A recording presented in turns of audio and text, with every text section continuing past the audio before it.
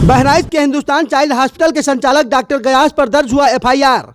मासूम के इलाज के दौरान हुई मौत के बाद डॉक्टर गयास पर दर्ज हुआ धारा 304A, 504, 506 में एफआईआर।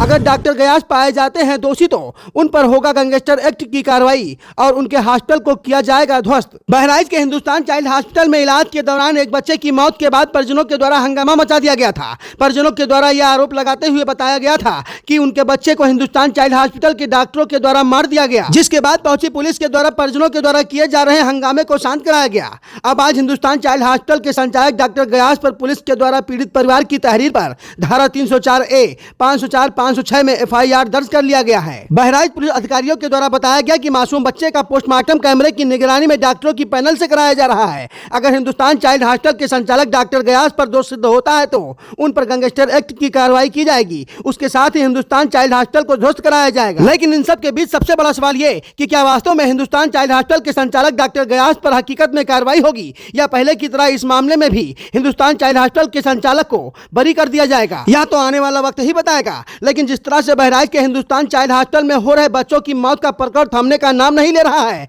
उससे कहीं ना कहीं हिंदुस्तान चाइल्ड हॉस्पिटल सवालों के घेरे में है। बहराइच जिले से न्यूज एडिट यूपी के लिए रेहान कादरी की रिपोर्ट। क्या कार्रवाई इस पे की जा रही है?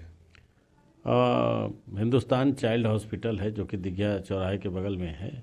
उस पर एक बच्चे की कल रात में मौत हुई है, तो उसके परिजन मोहम्मद रेहान सन ऑफ इरशाद अली उन्होंने एक तहरीर दिया है डॉक्टर गयास के खिलाफ, जो कि उसके प्रबंधक हैं, उसके मालिक हैं।